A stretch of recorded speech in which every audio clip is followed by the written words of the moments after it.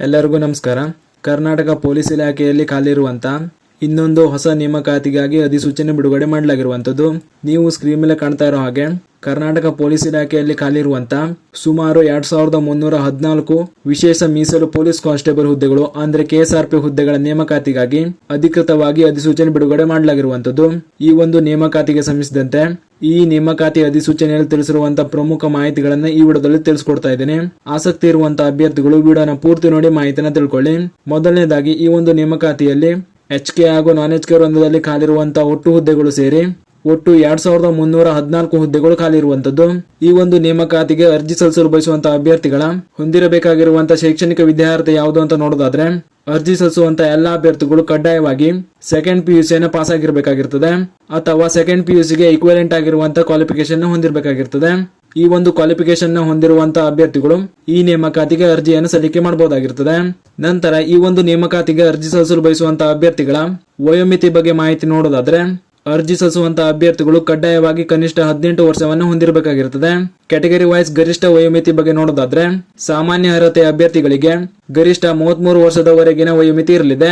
ಪರಿಶಿಷ್ಟ ಜಾತಿ ಪರಿಶಿಷ್ಟ ಪಂಗಡ ಪ್ರವರ್ಗ 1 ಮತ್ತು ಪ್ರವರ್ಗ 2A 2B 3A 3B ಅಭ್ಯರ್ಥಿಗಳಿಗೆ ಗರಿಷ್ಠ 33 ವರ್ಷಗಳ ವಯೋಮಿತಿ ಇರಲಿದೆ. ಹಾಗೂ ಕರ್ನಾಟಕ ಅರಣ್ಯ ಪ್ರದೇಶದಲ್ಲಿ ವಾಸಿಸುವ ಬುಡಕಟ್ಟು ಅಭ್ಯರ್ಥಿಗಳಿಗೆ ಗರಿಷ್ಠ 38 ವರ್ಷಗಳವರೆಗಿನ ವಯೋಮಿತಿ ಇರಲಿದೆ. ಹೀಗೆ ಈ ಒಂದು ನೇಮಕಾತಿಯಲ್ಲಿ ವಯೋಮಿತಿ ಸಡಿಲಿಕೆ ಇರುವಂತದ್ದು. ನಂತರ ಮುಖ್ಯವಾಗಿ ಈ ಒಂದು ನೇಮಕಾತಿಗೆ ಅರ್ಜಿ ಸಲ್ಲಿಸಲು ಬಯಸುವಂತಹ ಅಭ್ಯರ್ಥಿಗಳಿಗೆ ಅರ್ಜಿ ಸಲ್ಲಿಸಲು ಪ್ರಾರಂಭಿಕ ದಿನಾಂಕ ಯಾವುದು ಅಂತ ನೋಡೋದಾದ್ರೆ ಅರ್ಜಿ ಪ್ರಾರಂಭಿಕ ದಿನಾಂಕ 13/7/2026 ಆಗಿರುವಂತದ್ದು.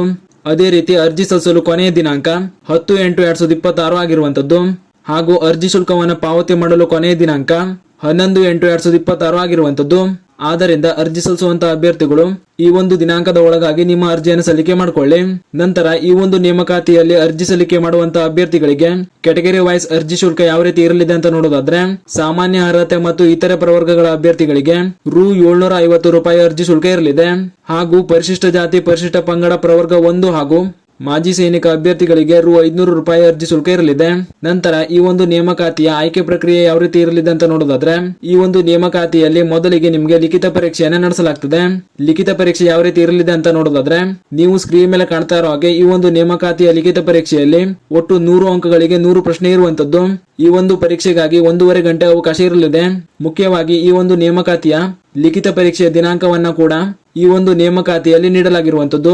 ಈ ಒಂದು ನೇಮಕಾತಿಯ ಲಿಖಿತ ಪರೀಕ್ಷೆಯನ್ನ ದಿನಾಂಕ 20/9/2026 ನಡೆಸಲಾಗುತ್ತದೆ ಅಂತ ತಿಳಿಸಲಾಗಿರುವಂತದ್ದು. ಆದ್ದರಿಂದ ಅರ್ಜಿ ಸಲ್ಲಿಸುವಂತಹ ಅಭ್ಯರ್ಥಿಗಳು ನಿಮ್ಮ ತಯಾರಿಯನ್ನ ಮಾಡಿಕೊಳ್ಳಿ. ನಂತರ ಲಿಖಿತ ಪರೀಕ್ಷೆಯನ್ನ ಪಾಸ್ ಮಾಡುವಂತಹ ಅಭ್ಯರ್ಥಿಗಳಿಗೆ ಎರಡನೇ ಹಂತದಲ್ಲಿ PET PST ಪರೀಕ್ಷೆಯನ್ನು ನಡೆಸಲಾಗುತ್ತದೆ. ಈ PET PST ಪರೀಕ್ಷೆಯಲ್ಲಿ ಏನೆಲ್ಲ ನಡೆಸಲಾಗ್ತದೆ ಅಂತ ನೋಡೋದಾದ್ರೆ ಮೊದಲಿಗೆ ಫಿಸಿಕಲ್ ಸ್ಟ್ಯಾಂಡರ್ಡ್ ಬಗ್ಗೆ ನೋಡೋದಾದ್ರೆ ಪುರುಷ ಹಾಗೂ ಮಾಜಿ ಸೈನಿಕ ಅಭ್ಯರ್ಥಿಗಳು ಕನಿಷ್ಠ 168 ಸೆಂಟಿಮೀಟರ್ ಎತ್ತರವನ್ನು ಹೊಂದಿರಬೇಕಾಗಿರುತ್ತದೆ. ಹಾಗೂ ಪುರುಷ ಅಭ್ಯರ್ಥಿಗಳು ಕನಿಷ್ಠ 86 ಸೆಂಟಿಮೀಟರ್ ಎದೆ ಸುತ್ತಳತೆ ಹೊಂದಿರಬೇಕಾಗಿರುತ್ತದೆ. ಜೊತೆಗೆ ಎದೆ ಉಬ್ಬಿಸಿದಾಗ 5 ಸೆಂಟಿಮೀಟರ್ ಹಿಗುವಂತೆ ಇರಬೇಕಾಗಿರುತ್ತದೆ.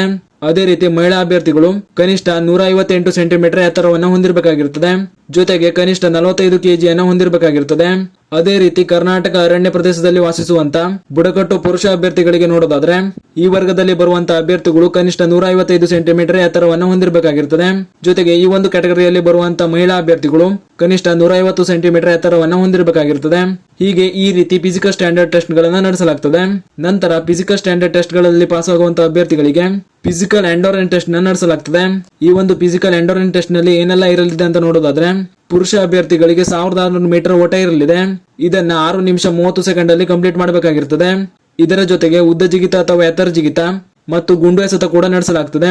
ಅದೇ ರೀತಿ ಮಹಿಳಾ ಅಭ್ಯರ್ಥಿಗಳಿಗೆ ನೋಡೋದಾದ್ರೆ ಮಹಿಳಾ ಅಭ್ಯರ್ಥಿಗಳಿಗೆ 400 ಮೀಟರ್ ಓಟ ಇರಲಿದೆ. ಇದನ್ನ 1 ನಿಮಿಷ 30 ಸೆಕೆಂಡ್ ಅಲ್ಲಿ ಕಂಪ್ಲೀಟ್ ಮಾಡಬೇಕಾಗಿರ್ತದೆ. ಮಹಿಳಾ ಅಭ್ಯರ್ಥಿಗಳಿಗೂ ಕೂಡ ಉದ್ದ ಜಿಗಿತ ಅಥವಾ ಎತ್ತರ ಜಿಗಿತ ಜೊತೆಗೆ ಗುಂಡು ಎಸೆತ ಕೂಡ ನಡೆಸಲಾಗ್ತದೆ. ನೀವು ಸ್ಕ್ರೀನ್ ಮೇಲೆ ಕಾಣ್ತಾ ಇರೋ ಹಾಗೆ ಈ 3 ಚಟುವಟಿಕೆಗಳನ್ನ ಯಾವ ರೀತಿ ನಡೆಸಲಾಗ್ತದೆ ಅಂತ ನೋಡ್ತಾ ಇರಬಹುದು. ಹೀಗೆ ನಿಮಗೆ ಫಿಸಿಕಲ್ ಎಂಡೋರೆನ್ಸ್ ಟೆಸ್ಟ್ ನ ನಡೆಸಲಾಗುವಂತದ್ದು. ಈ ಎರಡನೇ ಹಂತದಲ್ಲಿ PET PST ಪರೀಕ್ಷೆಯಲ್ಲಿ ಅರ್ಹತೆ ಪಡೆಯುವಂತಹ ಅಭ್ಯರ್ಥಿಗಳಿಗೆ ಮುಂದೆ 3ನೇ ಹಂತದಲ್ಲಿ ವೈದ್ಯಕೀಯ ಪರೀಕ್ಷೆ ನಡೆಸಲಾಗ್ತದೆ. ಈ ಒಂದು ವೈದ್ಯಕೀಯ ಪರೀಕ್ಷೆಯಲ್ಲಿ ಅರ್ಹತೆ ಪಡೆಯುವಂತಹ ಅಭ್ಯರ್ಥಿಗಳಿಗೆ ಮುಂದೆ ದಾಖಲಾತಿ ಪರಿಶೀಲನೆ ನಡೆಸಿ ಫೈನಲ್ ಮೆರಿಟ್ ನ ಮೂಲಕ ಹುದ್ದೆಗಳಿಗೆ ಆಯ್ಕೆಯನ್ನ ಮಾಡಲಾಗುವಂತದ್ದು. ಹೀಗೆ ಈ ರೀತಿಯ ಆಯ್ಕೆ ಪ್ರಕ್ರಿಯೆ ಈ ನೇಮಕಾತಿಯಲ್ಲಿ ನಡೆಸಲಾಗುವಂತದ್ದು. ಆದ್ದರಿಂದ ಆಸಕ್ತಿ ಇರುವಂತಹ ಅಭ್ಯರ್ಥಿಗಳು ಕಡ್ಡಾಯವಾಗಿ ದಿನಾಂಕ 13/7/2026 ಅರ್ಜಿ ಸಲ್ಲಿಕೆ ಪ್ರಾರಂಭವಾಗ್ತಾ ಇರುವಂತದ್ದು. ಈ ದಿನಾಂಕದಿಂದ ನಿಮ್ಮ ಅರ್ಜಿಯನ್ನು ಸಲ್ಲಿಕೆ ಮಾಡ್ಕೊಳ್ಳಿ.